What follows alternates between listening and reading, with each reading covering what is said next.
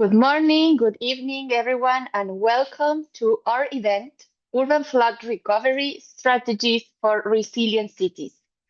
This is a co-organized event between UNEP Copenhagen Climate Center and the UNDP SDG Local Action Initiative. My name is Melissa Gorondinovac, and I am a Learning and Knowledge Generation Analyst at UNDP. And this is a webinar number 21 from the SDG Local Solutions Series, a UNDP initiative that wants to showcase how local and regional governments are leading the implementation of the 2030 Agenda with concrete local solutions. You can watch the past editions on the web of the webinar in our website, and I will be sharing also the link via chat. Today, we are excited to present innovative ways in which the cities of Ahmedabad in India and Port Louis in Mauritius are developing strategies for post-flood recovery in urban areas. We have interpretation in English and Spanish, so you must click on a small word which is at the bottom right and select your language there. Please feel free to use the chat to introduce yourself, to send questions, and share your own stories. And throughout these methodological suggestions, I will introduce our speakers. We are going to count with distinguished panelists, Soumya Chaturvedula, Director of ICLEI South Asia, and Dharmen Elayat, Disaster Risk Management and Early Warning System Specialist. And finally, our moderator, Fateme Bakhtiari, Senior Advisor at UNEP Copenhagen Climate Center. Thank you all for joining, and we are looking forward to an inspiring session. And welcome, Fateme. The floor is all yours. Thank you very much. Good morning, good afternoon, good evening to all of you joining us from around the world. As Melissa introduced me, my name is Fateme. I'm a senior advisor at the UNEP Copenhagen Climate Center, leading the area of loss and damage, and I'm honored to moderate today's session, organizing in partnership with UNDP SDG Local Action. So cities everywhere are facing a new era of uncertainty as climate change intensifies the threat of urban flooding. The combination of rapid urbanization, aging infrastructure, and shifting weather patterns mean that more than ever, our urban centers are exposed to the risk of rising water. For nearly a quarter of the world's population, as you all know, the prospect of a severe flood is not just a distant possibility, but is actually a live reality. But the impact of flooding reaches far beyond the immediate aftermath. When city streets become river, what do you expect? The effect ripples through every aspect of urban life. Homes are lost, livelihood are disrupted, and the bonds that hold community together are tested in profound ways. The trauma and uncertainty can linger long after the water recedes, affecting not only the physical landscape, but also the social and emotional well-being of residents. Today, we are here to explore how cities can move from vulnerability to resilience. Our focus is on the practical and human aspect, how local government can respond quickly to restore essential services and support those most affected, while also laying the groundwork for safer, more resilient future. We will hear today about community-driven recovery efforts, the adoption of the green infrastructure, the integration of nature-based solutions that do more than just rebuild. They in fact help cities thrive in the face of future risk. Last but not least, the central challenge in this journey is financing. We all know while every dollar spent on preparation or preparedness can save almost 6 in recovery, many local governments still struggle to secure enough funding, enough sustainable funding for both immediate recovery and long-term adaptation. So this makes international cooperation, public-private partnership, and community engagement more critical than ever to play a role here. So throughout today's session, we will examine the economic and non-economic impact of urban flooding, or let's say tangible and intangible impact, learn from experience from Ahmedabad, India, and Port Louis, Mauritius, as they implement both short and long-term recovery strategies, discuss the importance of integrating nature-based solutions, adaptive infrastructure, inclusive governance into urban planning, and also explore practical mechanism for financing resilience recovery. So therefore, I encourage you all to engage actively, share your insight, ask questions, and reflect on how these lessons might apply to your own city and community. Together, let's move from reactive response to proactive, sustainable solution that protect both people and the place that we call home. With that, I'm delighted to welcome our panelists and all of you to this important conversation. So I would like now to invite our first panelist, Mrs. Soumya Chantorvedula, Director of the ICLEI South Asia. So the floor is yours. Thank you all for giving us this opportunity. I represent today, I would like to say, 3 cities from India. One being Ahmedabad in the city of Gujarat, which has done significant amount of work on the planning aspects for looking at flood resilience, but also are taking certain innovative steps to look at the loss and damage from historic events. And they are in partnership with colleagues who are on the call today, trying to develop localized methodology for loss and damage assessment in 2 cities in India, from Gujarat, Surat and Ahmedabad, are kind of spearheading this assessment for loss and damage at the local level. I'll be shining light on what Ahmedabad has done so far. I would also shine light on 2 cities down south in India. One is Tiruchirappalli, which is also called Trichy, and one called Tirunelveli. That would be the sum and substance of my presentation today. I would just like to take a moment to introduce ICLEI. ICLEI is a membership organization of local government globally. We work with about 2,500 plus local governments, and in the South Asia region, I'm the director of ICLEI South Asia, the South Asia Secretariat. In the South Asia region, we work with about 100 cities in this region, but also provide technical advisory services to Southeast Asia. ICLEI works through 5 pathways: nature-based development, zero emissions development, circular development, equitable and resilient development. There are interactions among all the pathways, and we bring all these aspects together and work with cities on different aspects and different challenges that the cities are facing, all the while trying to help them progress on sustainable development and achieve their SDGs. That said, move on to the more technical topic. So while we have been working with cities over the years, urban flood management has emerged, I would say, since the beginning of the past decade, where urban flooding has become a critical challenge in cities. And cities have been struggling to deal with this in terms of planning, but also in terms of response. So we have, together with the cities, developed a methodology as part of our Net Zero Climate Resilient Cities Action Planning methodology, which is tried and tested methodology that right now more than 25 cities in the South Asia region have adopted. And this methodology looks at both climate change mitigation and adaptation. And on the adaptation side, vulnerability to heat and flooding becomes critical in all the cities, and there are certain vulnerabilities very unique to some others.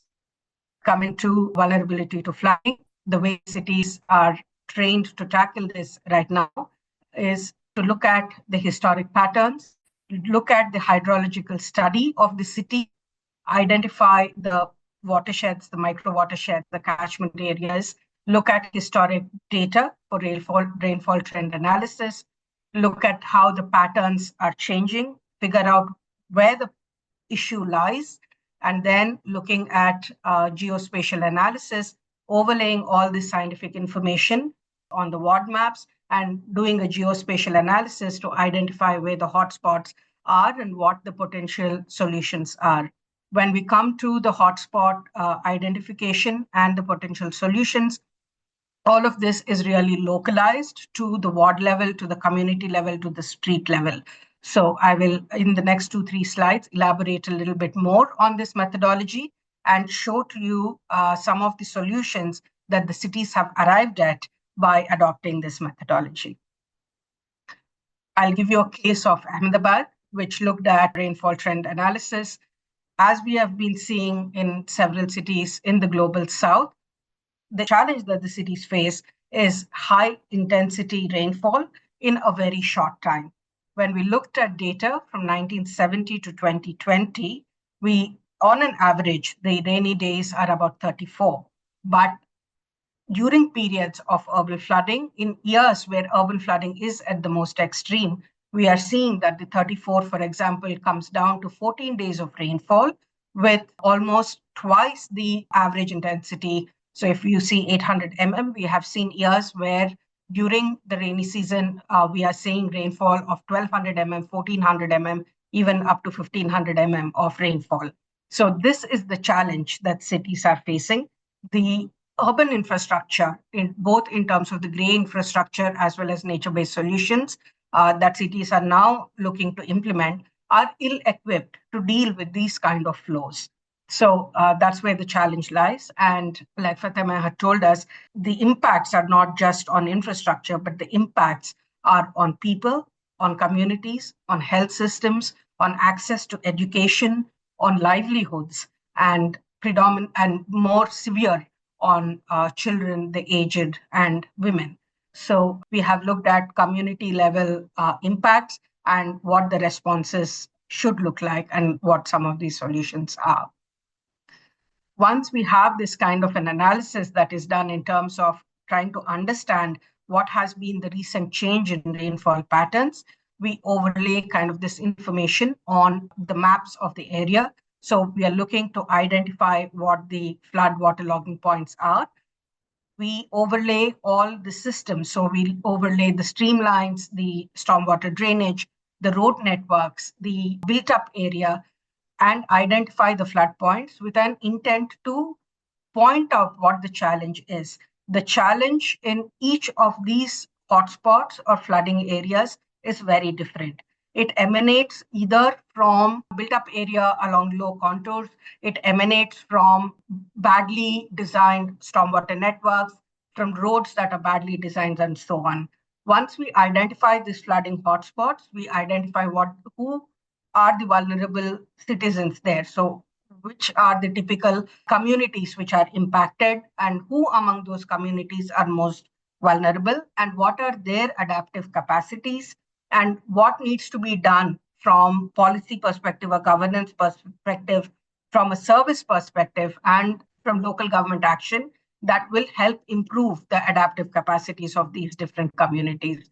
I show you an example of Narayanpura in Ahmedabad, where once all these areas are identified, we go down, like I said, to the local level, and we identified in one particular hotspot that the issue is uneven roads, it is buildings constructed along lower contours, insufficient carrying capacity of stormwater lines. Stormwater lines are built, but there are no outflows, and so there is stagnation in the area. And even though low-lying areas have been identified, erstwhile water bodies are rejuvenated, the flow paths of runoff to these water bodies are either defunct or blocked. So each of these hotspot cities, the Ahmedabad city has identified and has a list of what are the challenges that are there and what are the improvements that need to be made. And for each of the hotspots, like I said, there's an identification of actors, there's an identification of infrastructure that is affected. So public transport, very important, especially from multiple angles, right? So which of these public transport hubs are impacted, which traffic junctions are impacted. It impacts the movement of disaster management vehicles, of ambulances, of access in emergency situations. So all of these are identified, and there is within the departments of Ahmedabad, there is an identification and a prioritization of different actions that need to be taken for each of these hotspots. Some of the large-scale actions that are now being undertaken by the city in these different flooding points are rainwater harvesting structures, looking at interlinking of lakes. So many of these cities, erstwhile lakes, were all interconnected. Right now, there is no interconnection between the lakes because of haphazardly developed areas and because of roads and buildings in between. And so they've looked at the watershed and the stream flows, and they've figured out which of these lakes would need to be linked and what should be done. So how should the city go about?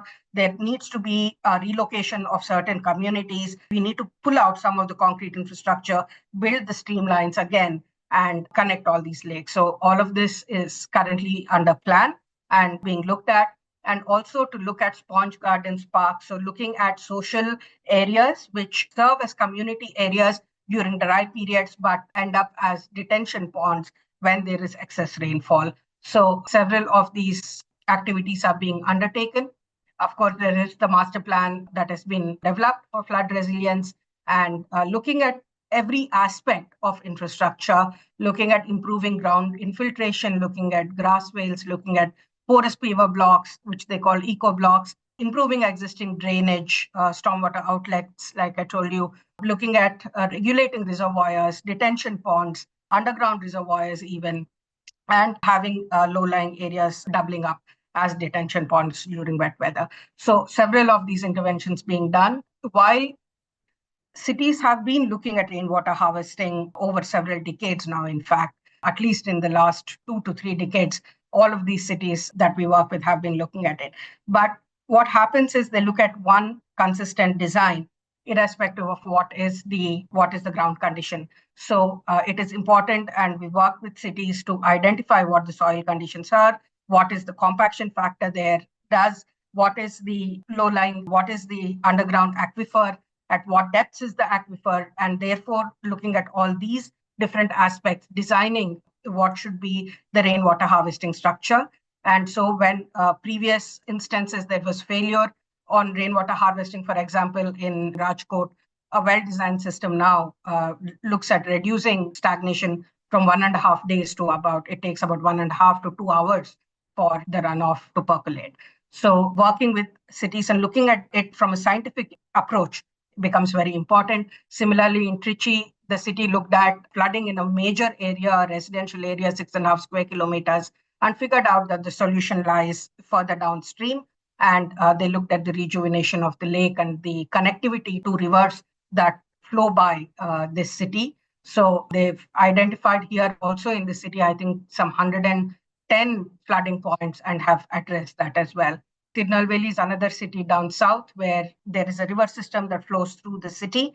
And there has been rampant flooding actually in the last 3-4 years. And 2 years ago, they had flooding, and the depth of flooding was about 11 feet. And pretty much the entire city was submerged. So here, again, there have been identification of solutions, and about 70 hotspot areas identified and solutions identified, but also a flood early warning system across the river, both upstream and a couple of points downstream are implemented. There are water level sensors connected to a central monitoring station. And depending upon the depth of flow, they get anywhere between 4 hours to 30 minutes of advance notice of flood water. So this helps with the management within the city. So different mechanisms implemented by the cities. And a lot more to be done, but this is a very good beginning that we're seeing with these cities. With that, I stop my presentation and happy to take any questions. Thank you very much, Soumya. It was a very informative presentation, and we learned a lot about the situation in Ahmedabad and also what type of response is being implemented and how it can help with the resilience, long-term resilience. Very interesting. So now I would like to invite our second panelist, Mr. Darman Elia, to ask one question, or maybe two, but one question preferably from the presentation of Ahmedabad that you think is interesting for everyone to know. And then you can continue your presentation after. Thank you, Soumya. It was a very interesting presentation. Maybe one of the questions I have to you is, from the map you have shown, I've seen quite a bit of interaction between the floodplains and infrastructure. And I believe that those road infrastructure have been constructed quite a long time ago. So is there any sort of action taken right now to address so that these interactions could be minimized or at least to some extent reduce the risk of flooding. Thank you. Thank you, Darmin. Yeah, very astute observation there. A lot of these areas have been built over a period of time.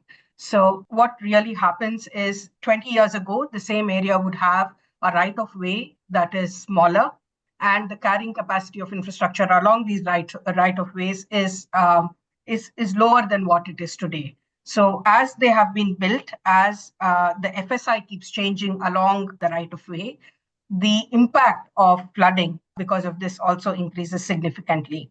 So now when cities are going in and finding these challenges, the one way to look at it is to look at a system improvement of the storm drainage system and looking at resizing some of these. It is not as easy as it sounds because the challenge is at the outflow and at the outfall. So if we are increasing the channel widths, and one is that there is already built up infrastructure there, finding right of way for the channels themselves becomes a challenge. The depths become a challenge, and then at the outflows, the carrying capacity of either the lake or the pond or the reservoir or the within Ahmedabad there is the Sabarmati River.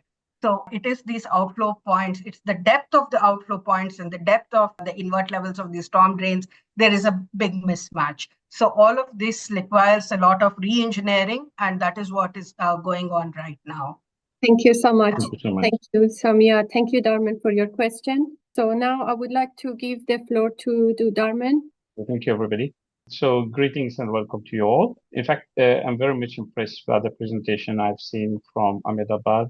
Mine is less technical, being given that many well-developed cities, even modern cities at our time, experience the recurrent urban flooding, and recovery from this type of urban flooding remain challenging everywhere, despite the good intention or the best effort that we put in. In that context, let me take you through the case of Fort Lewis in Mauritius. My name is Darmin Araya. I'm a consultant in disaster risk management and early warning systems. So probably I've got some more question on early warning system to Soumya, and I'll come back later. So in this section, we're going to see the lesson learned from historic flooding in the city of Fort Lewis, the causes and the losses, economic and non-economic losses. And we are going to, from past experience, we know that Fort Lewis has a long story of flooding, even during the colonial time and even after the post-colonial eras, where often it has been linked either to tropical cyclones and torrential rain. In this area of the Indian Ocean, we are often visited by cyclones. So probably for Mauritius, an active season will be 8 to 9 tropical cyclones in the region. And very often we are just seeing that there has been some sort of maybe decrease in the number of cyclones, but an increase in the intensity of cyclone and the rain that they can bring along with them. Even back in history, during the earliest map that we have, we see that during the first settlement in Port Louis, some construction have been made along floodplains, which existed before, but probably those information were not known to the developers at that time. And even during the French settlement, lots of development that took place in the city have occurred by altering existing waterways. And even at our time, these systems are still visible today, robustly constructed with stones, but also little did they know that it was under design to cater for the impact of climate change, which we are facing now, especially during the past 2 decades. So right now, Port Louis is a small, very compact city, hosting main businesses and administrative sectors. It's also the only port we have in Mauritius, the capital city, and a major cultural and historical city where lots of artifacts which witness our rich past. All these are condensed together, and it's located coupled with rapid urbanization, especially during the last few decades, have brought like drainage challenges and made it particularly vulnerable to flooding events. So we have got from historic past that records that suggests that even during the Dutch time, during 1673, back then there were flooding caused by flood and cyclone, which destroyed the first sawmill that the Dutch brought for cutting of wood.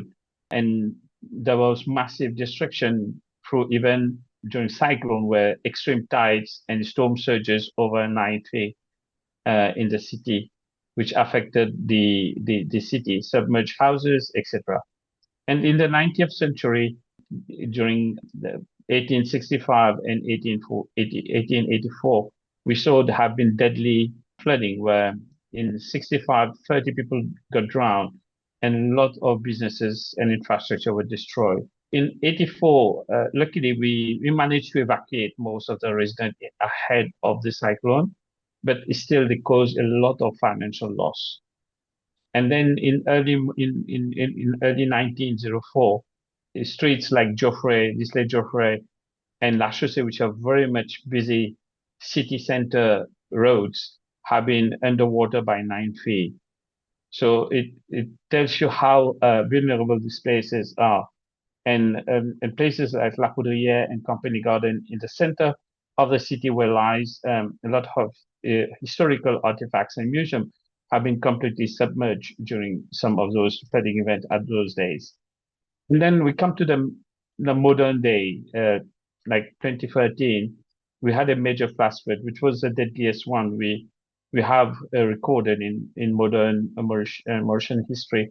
11 people died, and that occurred just in 1.5 to 2 hours. We've had 154 millimeters of rainfall in 1.5 hours, and within 30 minutes, the city was under 1 to 1.5 meters, and lots of people lost their lives, especially those in parking areas, underground parking, or subways.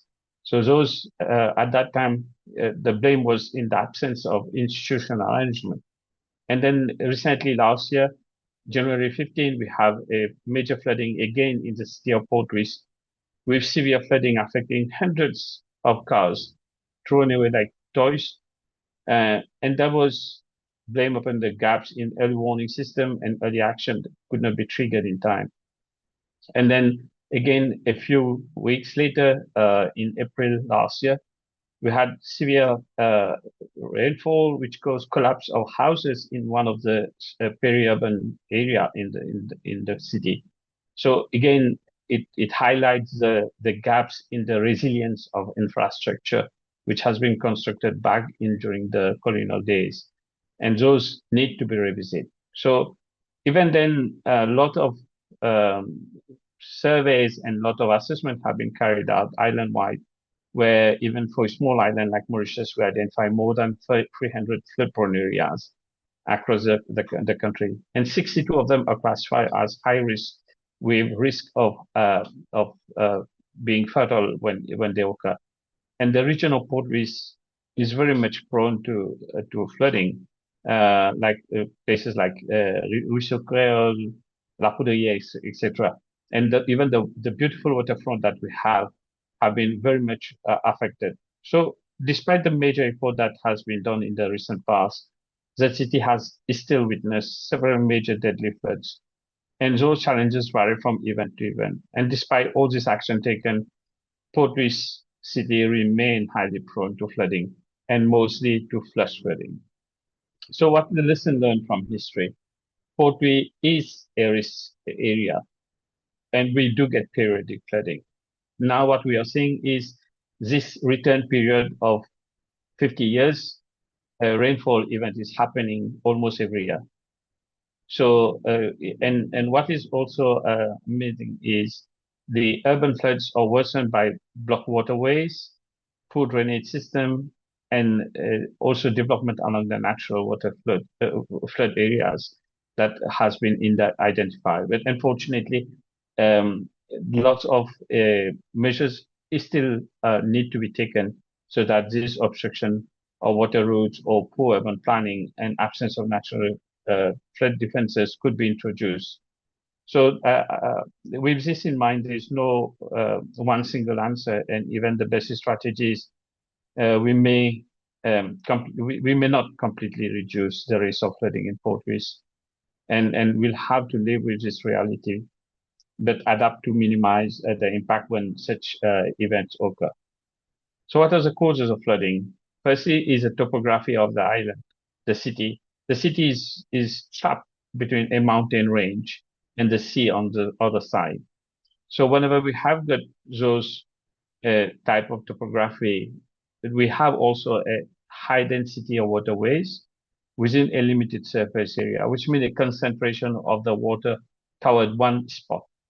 And very often those interact with other hazards, and which we call the compound effect of inland flooding and coastal flooding.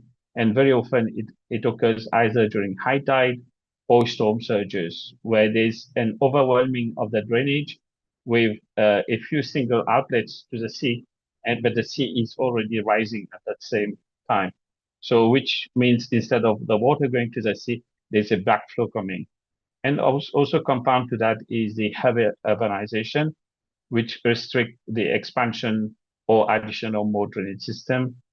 Also the inadequacy of design in terms of road profiles, undersized bridges, etc.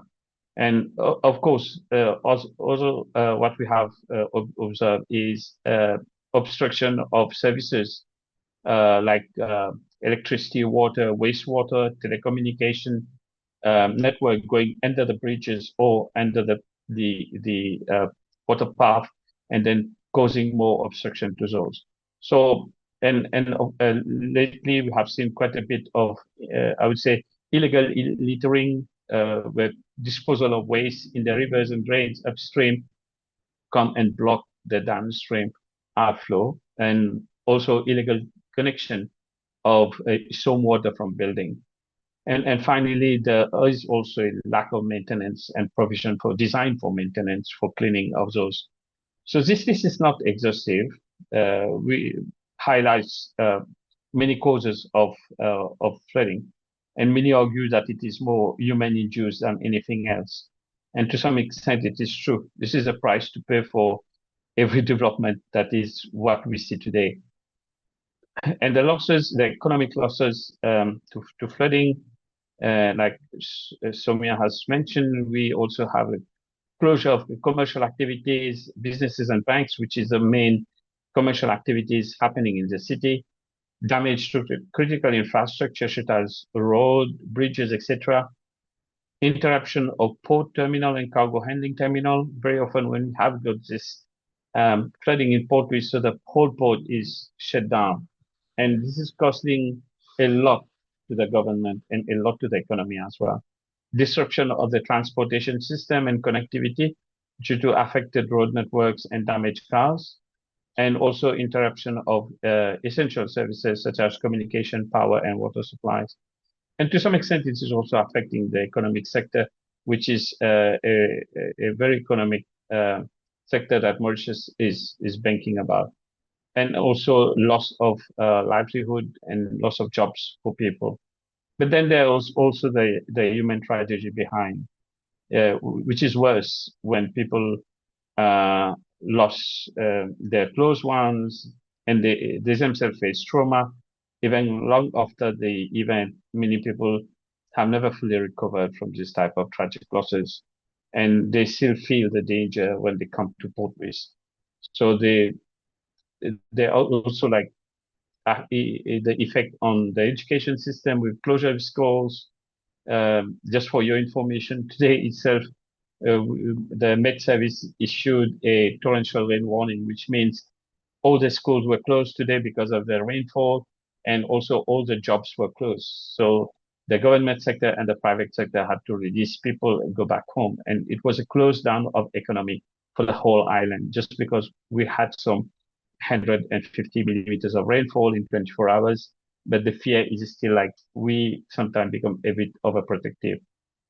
So the social protection provision also is impacted of the impact of the flood for food allowance and evacuees in emergency shelters, removing of solid waste from drains and roads so that we can resume the activity back to normal, wastewater overflow with risk of health and hygiene, and also risk of environment pollution and hazmat, because we are next to the port, and very often there are hazardous materials stored on containers, which are also exposed to flooding.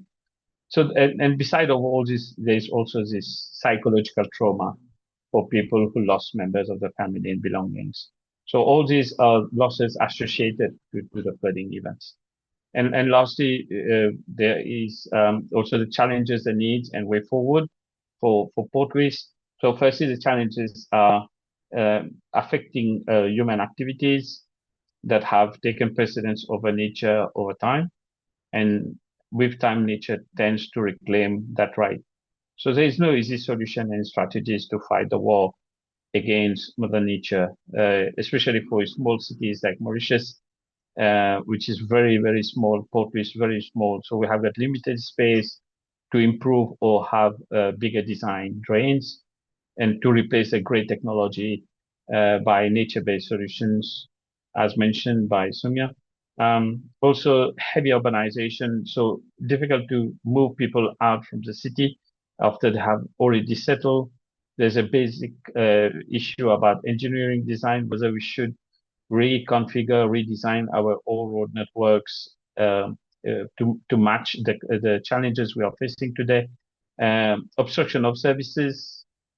Parking is a huge issue in cities, and most of when the city is very small.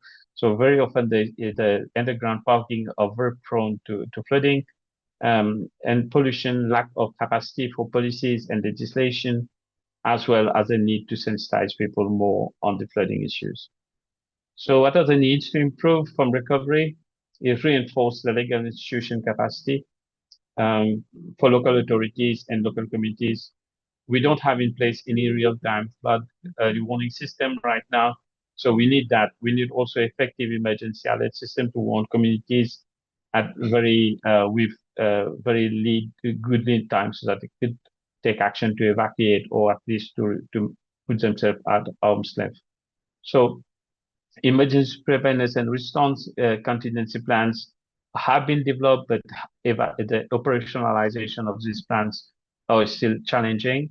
There is no mass evacuation plan, for example, for the city of Port Reitz right now, and even for diversion of traffic, because all the traffic going from north to south has to go through the city. So all these are very, very challenging. And lastly, probably need some sort of more drills and simulation exercises. So we can expect different outcomes if we can keep doing the same thing again and again. I guess it requires some sort of major policy orientation and reform to think and act differently. Hence, agencies have to take bold measures and go out of the way to make things happen. It has to be all inclusive, and cannot people start working in their own silos. Of course, funding is always an issue, whether we invest into response or we invest into recovery. The time frame for implementation of resilient solution takes more than normal. So, and also the factor of uncertainty is whether you over-design, costing more for something which might not happen. But normally people want to see short-term wins rather than long-term gains. So, which are very low-hanging fruit. And lastly, and unfortunately, there are very few nature-based solutions implemented in Port Reitz. So right now, UNEP is presently working to sensitize and encourage government, local communities, and even the private sector to invest into such a nature-based solution. And we are looking forward for that to happen. So government also has recently voiced out their intention to include the right of nature in all development projects, program policies, and even strategies. So that will require some major review to legislation to adapt to the impact of climate change, ensure that climate change adaptation mitigation concept is fully integrated into urban planning, a new legislation, for example, for private sector, and also a review of the building codes. So with this one, I will conclude by saying that Biocity of Port Reitz needs to move towards a more resilient city, and for this to happen, government, local authorities, communities, and the private sector should all work together to ensure that all the phases of disaster risk management are in place and they are well prepared for effective recovery beyond and towards a resilient city where people feel safe and secure. So with these few words, let me thank you all. Thank you. Thank you very much, Darman, for your very comprehensive presentation. You introduced the problems and both at the economic and non-economic sectors and potential solution challenges, and very comprehensive. So now I would like to ask Soumya, please ask a follow-up question from Darman. Then after that, we will finish the panel discussion, and then we go to the question and answer with participants. Thank you. Thank you, Fatima. Thank you, Darman, for that super comprehensive, and it gives a good sense of the intent of the government to actually address all these challenges. If you were to pick two solutions that you're looking at right now, whether it is to encourage the private sector to get involved or looking at insurance for enhancing building resilience and resilient systems, what would be the two solutions that you think could help other cities as well? From my presentation and yours, it is very clear that the challenges are pretty similar, even though the geographies are very different. So there could be some learnings between the cities. So just wanted to hear from you. Thank you very much, Soumya. That's a very interesting question, probably a bit challenging as well. I think going back, I would say, as I mentioned in my presentation, is we can't eliminate the risk of flooding at all by way of this topography. So we inherited something with even the best solution you could bring about. We will still have this place where it is flooded. So one of the solutions would be a gradual relocation towards a more metropole city, which is more resilient in terms of its topography itself, and then and probably more responsibility from the private sector to provide leeway for such type of like nature-based solution, but also leeway for other great solutions to be implemented. For example, sacrificing parking space for waterways. There's a trade-off. Probably it's not either or, but probably it could be both at the same time. Other places where I have worked I've seen, for example, they have provided like a green space has been converted into a water retention basin during the flooding, but then after the flooding, it is converted into a recreational playground for tennis, for other purposes. So those could be probable solutions. But then it, of course, require a lot of those private sector to play the role as well, together with the government. Thank you. I hope I responded to your question. Most definitely, yes. Thank you. Thank you, Darman. Thank you both. We will get back to you for the question and answer, because for both of you, there are a couple of questions from the respondent.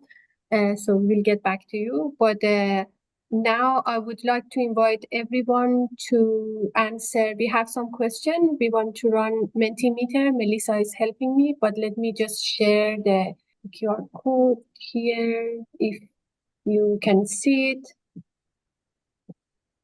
So then you can use this also in the chat. I think there will be the link, so you can use and you get to the question. Okay, so the first question: what is the biggest challenge your city faces in the flood recovery? It's very interesting to see lack of funding. Nobody answered about lack of funding. Weakest infrastructure, no. So I'm quite happy about that. Limited community engagement. Lack of planning or governance, and climate unpredictability. So lack of planning or governance has the highest rate here. Okay, maybe we can go to the next question.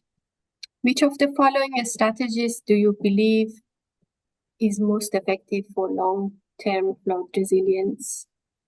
Is it nature-based solution? Is it improved infrastructure? Is it community-based planning, strong policy and governance framework, or investment in early warning system? Okay. So I can see nature-based solution and a stronger policy and governance framework. almost they have most rank, and then improved infrastructure is also important. Yeah, it makes sense. And yes, I agree with a stronger policy and governance framework because it's more comprehensive and effect than other presented here. In one word, what is essential for a resilient city after a flood? Okay, answers are coming. Finance, governance, community, response time, real-time monitoring, planning, planned response, community.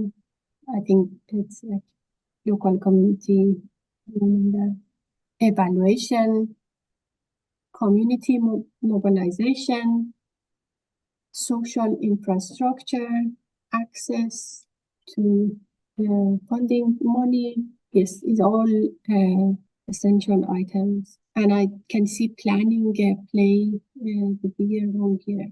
Yes, that makes a lot of sense. Lesson learned and everything new. There is like a PPP, public-private partnership, I assume. Okay, that's great. So let us now go to the question and answers. I already, we asked participants to put their questions in the chat. So I have integrated the question in the PowerPoint. So let me say maybe pick one question and then answer the rest later by email to us, and then we can share with participants. Would you like to pick one question and then we can get back to you with the rest? Yes, please. If you can see my screen, so then you can see it. I'm not repeating them. Yeah, I think I'll take the one on the most cost effective. And I think it is the rainwater harvesting systems which are most cost effective. It's a decentralized solution. It is something that the community can look at. It is something that policy can incentivize, and it doesn't cost too much. So yes, that would be the pick. Perfect. Thank you. And for Dharman, you also received 2 questions here. Then you can pick one, and then you please write your answer later, and then we can communicate with participants. I think I'll go for the second one. Yes, given Yes, the please. limited implementation of nature-based solution, what are the main political or financial barriers that have prevented their scaling in Port Louis? Biggest challenge so far has been the limited space and also the awareness of the effectiveness of nature-based solution. So probably in Mauritius, we have been focusing too much on like plantation of mangroves for coastal erosion. That in the case of Port Louis, probably we won't have much to propose in terms of coastal resilience. But of course, the mountainside, which is bringing more the rain towards the city, could be opportunities for the government. But I think there was mainly a lack of sensitization, a lack of awareness, which I think the UNEP is now working with the government to try to sensitize and bring those innovative solutions like sponge cities, etc., to the knowledge of the government. And I guess there will be quite buying from this solution, being given that this government that has come into place recently is very much concerned about the rights of nature. So I look forward for some positive change to happen in the next few years. Thank you. Thank you very much, Dharman. So I think we are very much close to the end of today's webinar. And thank you all for being part of today's discussions and provided with your insight, questions, and answers to the question Mentimeter that we had. As we wrap up today, we learned that the journey of urban flood recovery is not only about infrastructure and economics, but also about people, resilience, and the politics that shape our collective future, as we also saw reflection in the answer you provided in the Mentimeter. So the experiences shared by Ahmedabad and Port Louis today highlighted the urgent need to address both the visible and also invisible impact of flooding. We have seen how nature-based solution, adaptive infrastructure, and a strong community network can transform recovery into an opportunity for lasting resilience. These lessons are essentially relevant as the international community intensifies its focus on loss and damage in climate negotiations, because as you heard, we're talking about invisible impact. That is like a topic, non-economic loss and damage, which is at the heart of the ongoing discussion about loss and damage fund, especially, and the development of robust policies to support the most vulnerable people or communities. As highlighted in recent negotiations, we all know that there is a growing recognition that traditional adaptation and mitigation are not enough because due to the soft limit or hard limit to adaptation and some other reasons. And we must also provide support for communities already suffering irreversible losses. So we should accept there are some residual impact, and we should plan for that, and we should come up with some response to that, as we heard from the presentation of Ahmedabad. Ahmedabad and Port Louis offer practical examples that can inform global policies, from transparent loss and damage assessment to innovative funding mechanism and inclusive recovery planning. I know both countries, both cities, they have started different projects focusing on nature-based solution, also to come up with some innovative finance mechanism to scale up and also loss and damage project. So that's very promising. And their approach underscores the importance of linking local actions with international framework, ensuring that emerging policies and funds like the Loss and Damage Fund, for example, are grounded in real needs and lived experience. So as we move forward, let us continue to share knowledge, advocate for effective loss and damage responses, and ensure that voice of cities and communities are central to global policy development. So thank you once again for your participation. Thank you, our panelists, and also the SDGs local action. Thank you all, and let's keep working together to turn lesson into action and policy into progress. So I wish you all a wonderful day ahead. Thank you.